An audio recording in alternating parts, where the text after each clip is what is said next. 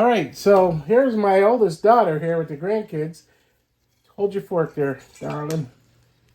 This is, I want you to try the flavor of that.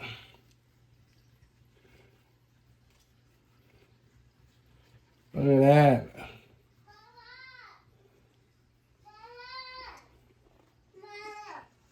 that. Is that good? You like it? All right. So we're going to let this ferment for 2 days at room temperature in the box over there. Up to 5 days more in the refrigerator. Alexa, what are the health benefits of kimchi? Kimchi is rich in phytochemicals and gut-supporting probiotics.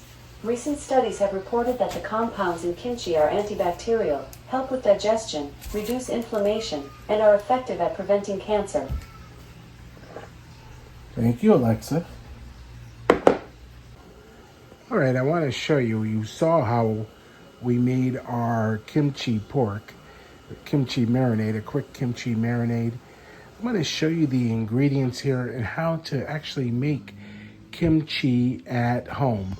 1 full cup of Korean coarse sea salt to 6 cups of water, and we're going to get that sliced, cleaned up, and we're going to pour that over the cabbage and let it sit in the bowl overnight.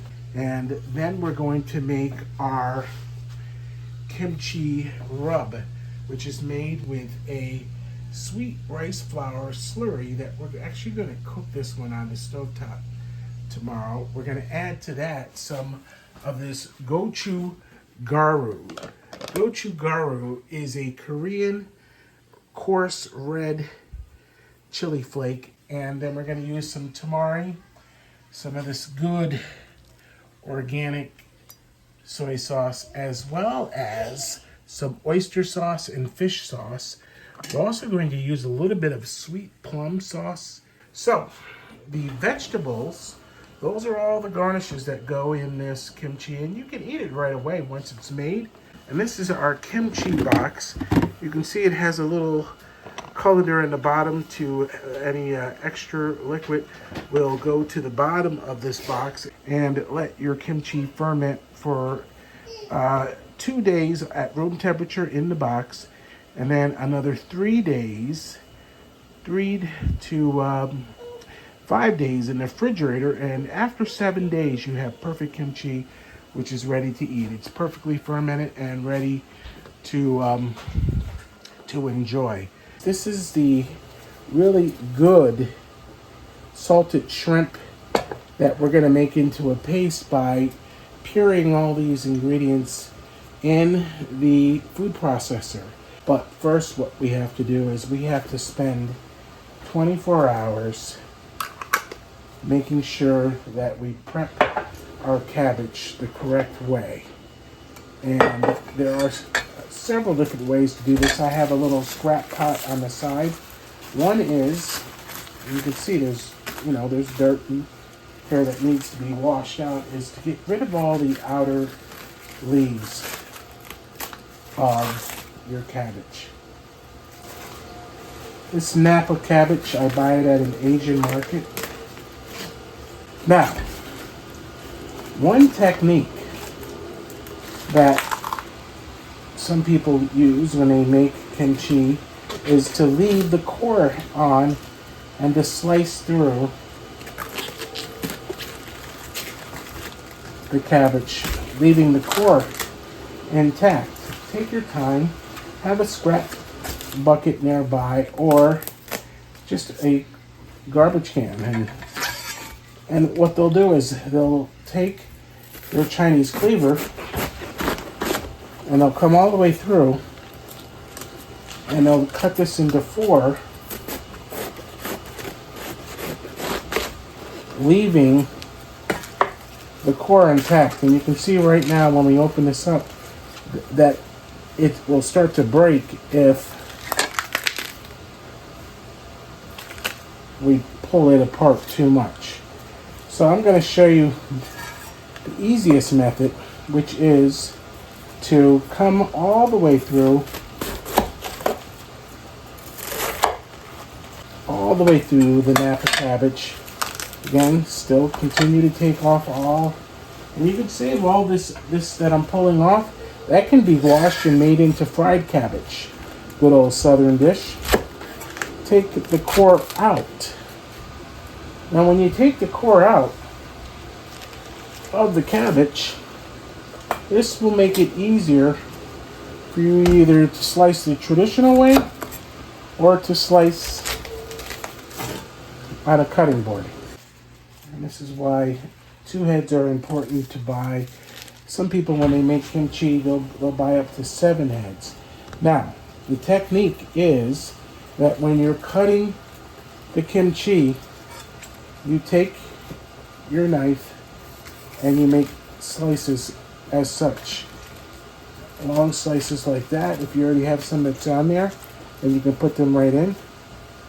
But again, you're going to take your knife, and the traditional method is to slice that way and put it into your colander, because it's going to need a thorough washing way before your salt.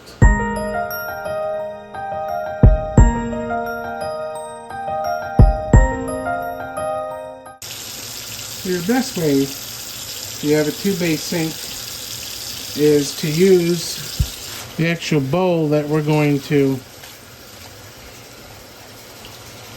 eventually ferment with our salt brine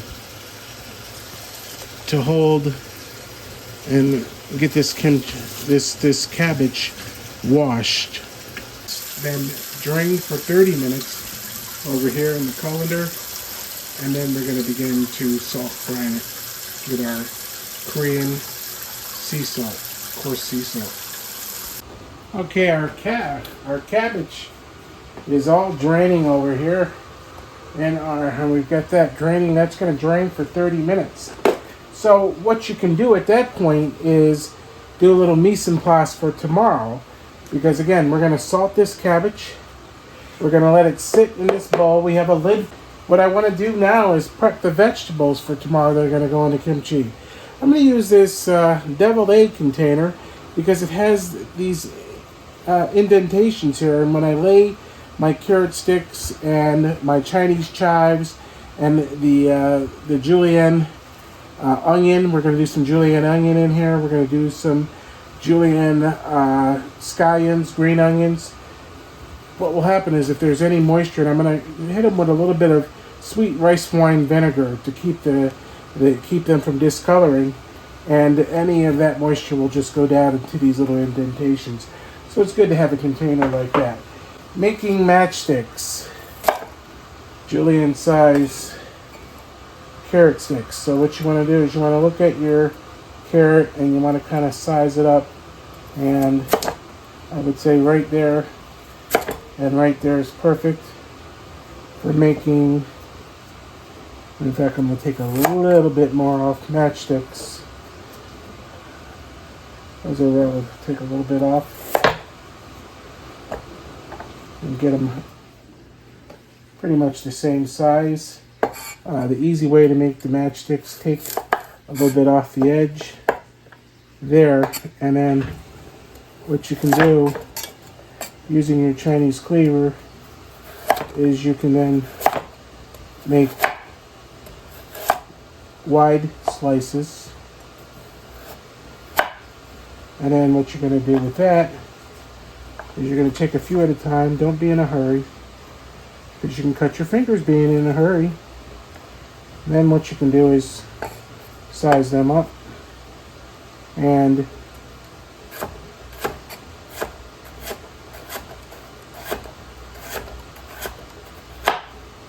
get down to the end. And all these little pieces are going to go in the kimchi.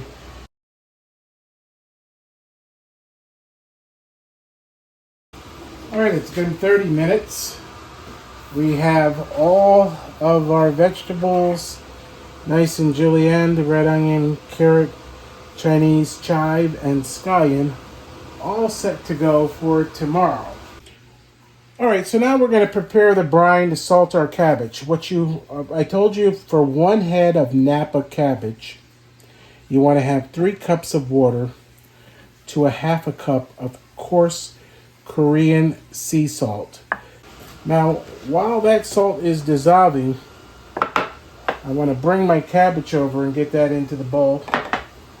So here we have it's drained for 30 minutes.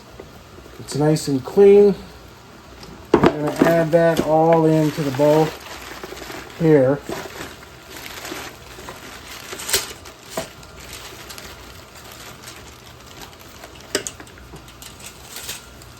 We can get rid of this. So we'll get another 6 cups going. Because we want enough water to come right up to the edge of the top of the cabbage so that we can turn it and turn it and turn it during its 12 to 24 hour brining, salting. So I said keep this measuring cup. And what you could do is put all this in this cup, keep this dry, dissolve it in here, and then add the extra water. You'll still have that salt to water volume.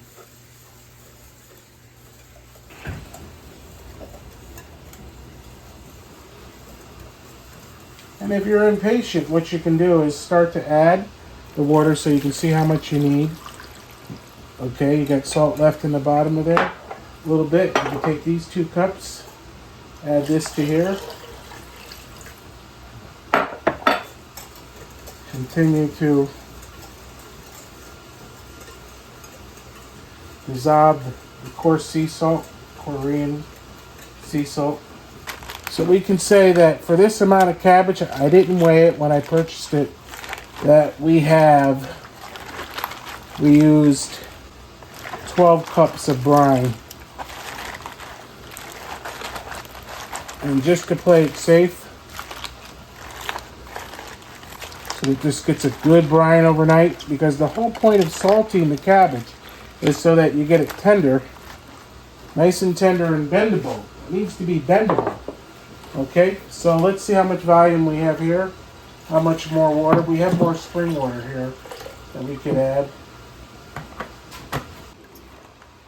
And you want to turn the bowl, press down, and don't press too hard because you're not trying to break the cabbage. But when you come down in the night, you're going to turn it and turn it and then gently press back down. And like I said, by tomorrow afternoon, or if we did a full 24 hours by tomorrow night, this cabbage will be nice and tender. Spread it out if you need to. And bendable. The other thing you can do is you can weigh down the cabbage by turning over the lid and putting a heavy vessel on top of that. Keep it pressed down.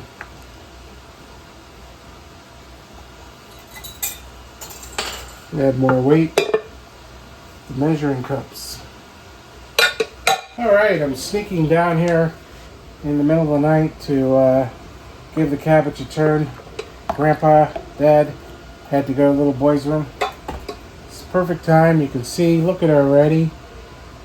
Look at how that's settled in there. The turn is really simple. Grab and turn over. Grab and turn over the cabbage. Put your lid back on and weigh that down. I want to talk to you about a couple things over here. Earlier in the evening, we tried this kimchi, store-bought, no MSG, all natural probiotics, non-GMO, verified, gluten-free. Didn't like it. This has the garlic in it. It has onion, scallion, and ginger. What is it missing? It's missing the most important things that you'll find in good Korean kimchi, yeah, the Korean radish, the Asian pear, and when you see them in the market, this is what they look like. They'll have that netting on them. It doesn't say that it was made with sweet rice flour, but we're going to use sweet rice flour instead of our regular rice flour. And we're not going to use this furikake, kimchi furikake, because this is actually for rice seasoning. It's actually already has dehydrated. The first ingredient is dehydrated Napa Chinese cabbage.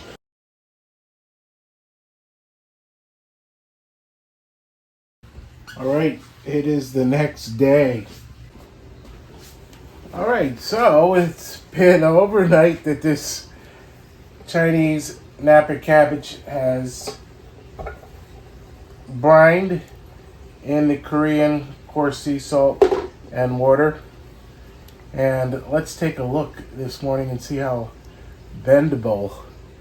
That's very bendable. Look at that. Okay. All these pieces, nice and bendable. Look at that. Okay. So the easiest way to rinse off the Korean sea salt is to first drain this in your colander. And we have a colander that hangs over the sink, so I'm going to go drain this first. And then what I'm going to do is I'm going to wipe out any salt residue that's in the bowl, and then I'm going to show you what we're going to do to get the salt off of here. So, oh, look how heavy that is. Now, out of 2 large heads of Napa cabbage, look at what our yield is after this has been brined overnight. And that's beautiful. So, the easiest way to go and to actually remove the salt, I'm going to show you how we're going to do that with using more spring water. We're going to take another gallon of spring water and we're going to pour that over the kimchi cabbage, the Napa cabbage. Loosen this up some.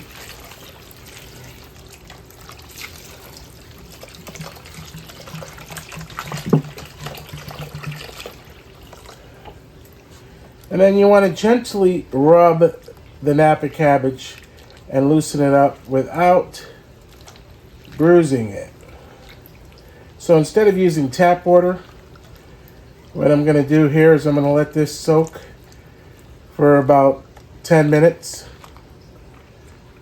to remove as much salt as possible. And then I'm going to drain this again and let it drain in the colander for anywhere from, you can do 15 minutes to 30 minutes, and then your Napa cabbage is ready to start to make your marinade and make your kimchi. All right, so we're making family kimchi, and we've got the family here. So I want to show you how we're going to make this slurry. This is day 2 of making homemade kimchi. All right, so we're going to put 3 cups of water into this pot to make our slurry. So we're going to look right here at our mark. We roughly have, this is a 2-cup measuring cup.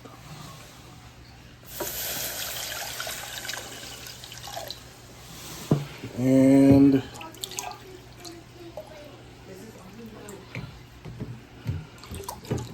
3. All right, so that's our water. The amount of spring water that we're going to use to sweet rice flour is 3 cups to approximately a half a cup of rice flour. And if you get a little bit more in there, I'm going to pour this right over the pot so that you can see how easy it is to do to make this slurry. and whisk your sweet rice flour into this pot. We're going to cook this to create this slurry. It's going to take about 5 minutes to thicken. In the meantime, we took some red onion and we put it in our food processor. All right, get some gloves on, our hands are washed. Let's get our ginger into the food processor. Our Asian pear, okay?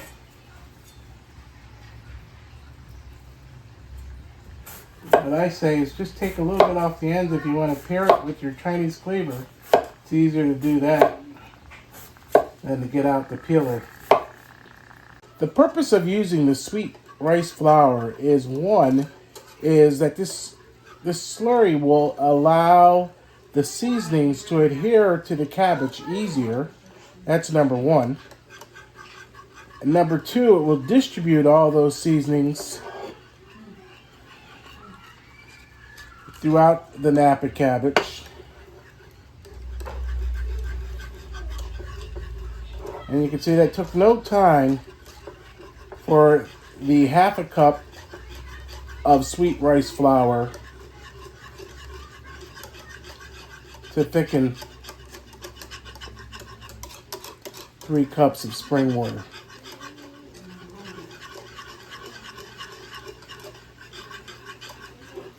And of course, because it's sweet rice flour, it will add a beautiful flavor.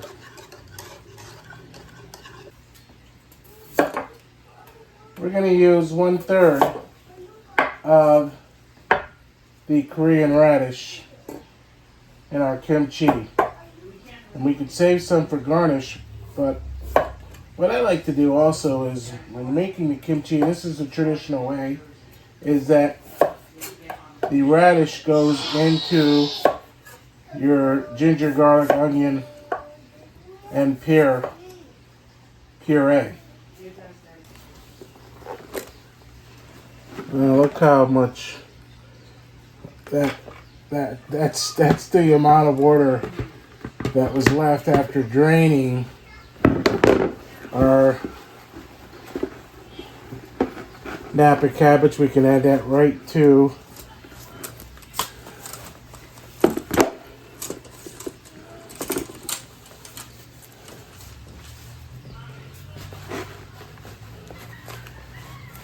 give it a nice little press down with clean paper towel.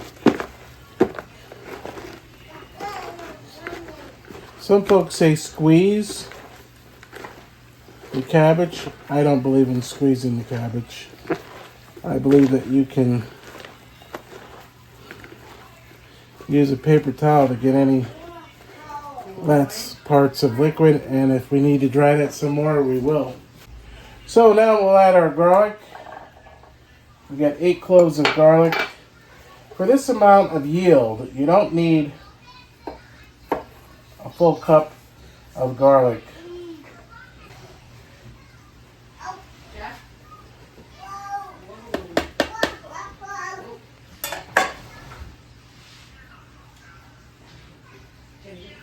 And to there, we're going to add 1 good tablespoon of the salted shrimp.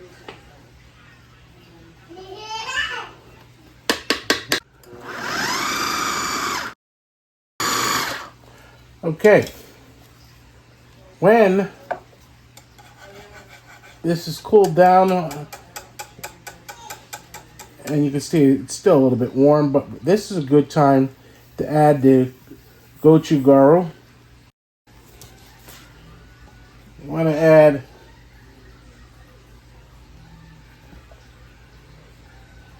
a good tablespoon of oyster sauce.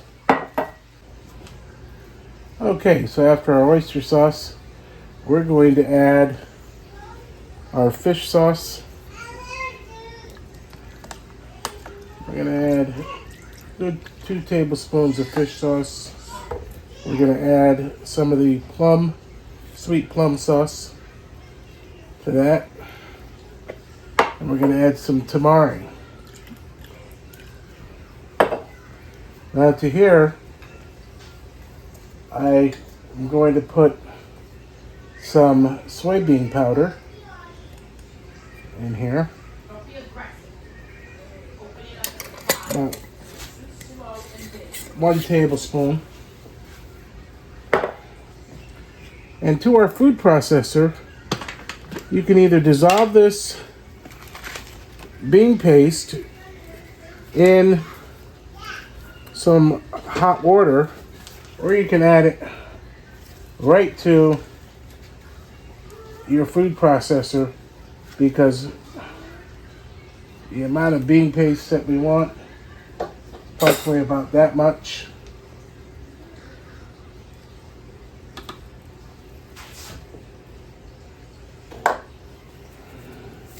I keep it flat in the container because it's easier to squeeze out. And then you can put that back on. Let that bean paste puree in there. So we'll get this stirred up.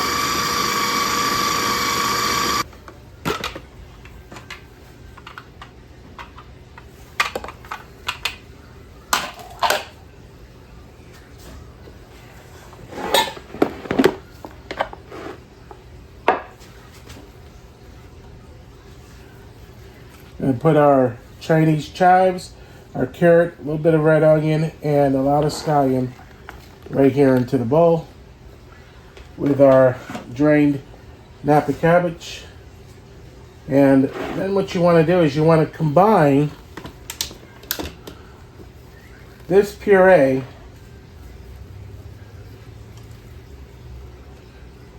with your slurry.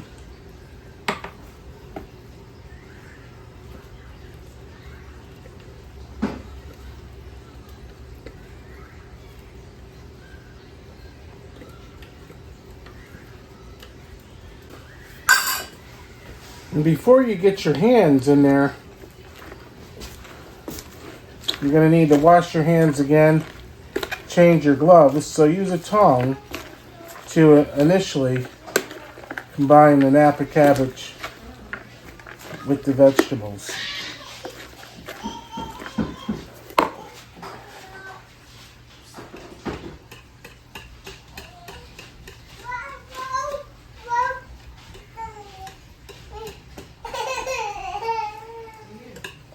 Grandkids are here. Love them. Hey grandkids, what's going on? What you doing? Mom and grandkids. Playing with your mommy? Hanging out with your mama? You can see how beautiful that looks. And there you go.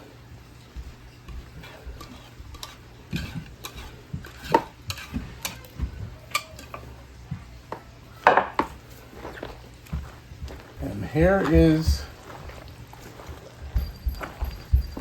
that 3 cups is going to be enough to coat your kimchi.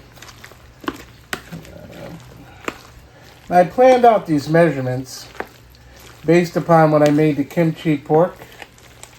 And of course the kimchi pork wasn't a true kimchi. It was pork, number 1. Number 2, it didn't have the radish, the chives, the carrots. It didn't have the plum sauce. And we made it just quick using the gochugaru. But you can see right there without putting my hands in there. And I'm not going to put my hands in there yet. But I am going to want to massage that in. You can see the beautiful look already to our kimchi. How beautiful that is. Then I'm going to, wash my hands, change gloves, and I'm going to massage that in. And we're going to let this sit here at room temperature in our kimchi box for at least 2 days. And then we're going to refrigerate it for up to 5 days and let it ferment. And we'll show you how to, I don't think we need to show you, but I'll do it anyways, massaging it with our hands. All right, so here's my oldest daughter here with the grandkids. Hold your fork there, darling. This is, I want you to try the flavor of that.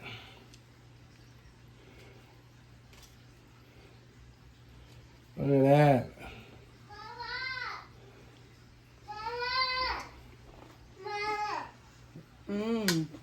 Is that good? You like it? All right. So we're going to let this ferment for 2 days at room temperature in the box over there. Up to 5 days more in the refrigerator. And I still got to massage this in. But there you have it. There's homemade kimchi, nice and all natural, fresh. And we share our germs. I'm going to try it myself. She was our first taste tester.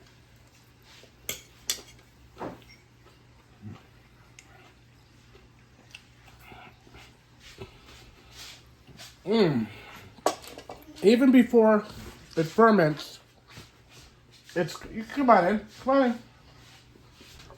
The kimchi is not too tart, not too sour. Now, when you put the lid on, Sasha, can you hand me that lid, please? Right there, the red one. So when you put the lid on and let that ferment for 2 days at room temperature, you don't want to put it on too tight, because this is going to have, there's going to be gas that's going to produce in the kimchi. And if you did that in jars right now, and you put the lids on too tight, the jars would explode and you'd have glass everywhere. So this is why it's good to buy this bowl here at the Asian market. Was $10 and the lid was $2.49.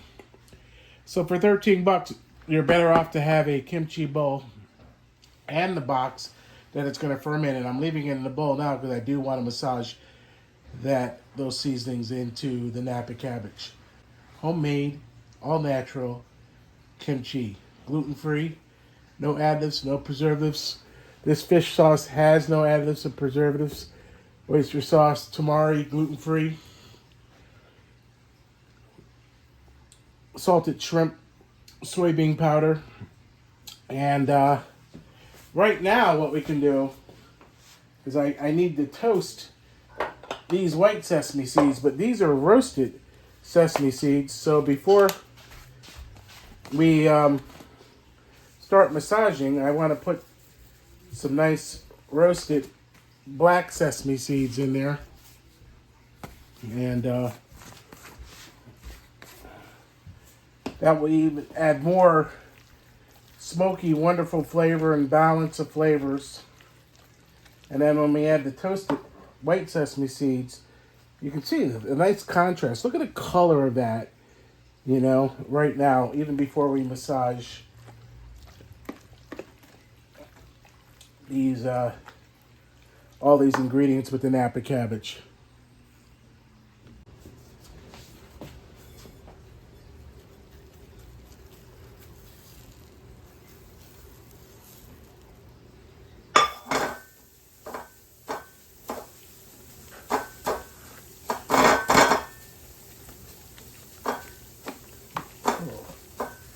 Little action shot of that jumping cast iron pan, hot cast iron pan, those white sesame seeds toasted.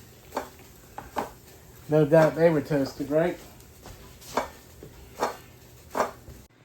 All right, so the main ingredients to making kimchi at home. Yeah, baby.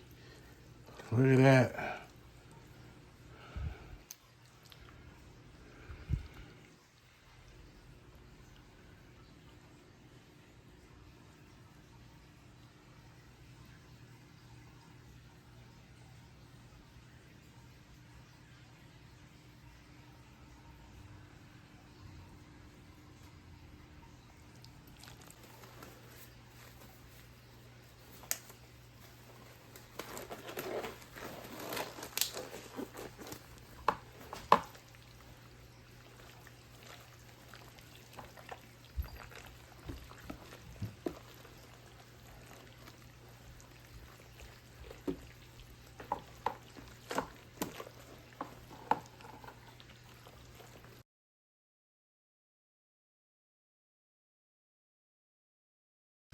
Alexa, what are the health benefits of kimchi? Kimchi is rich in phytochemicals and gut-supporting probiotics. Recent studies have reported that the compounds in kimchi are antibacterial, help with digestion, reduce inflammation, and are effective at preventing cancer. Thank you, Alexa.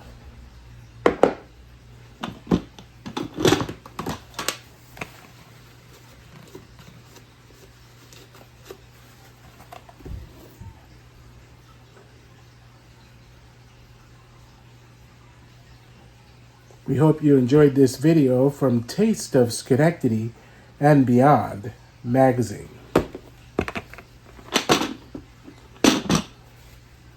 Remember, first couple days, don't put the lid on too tight.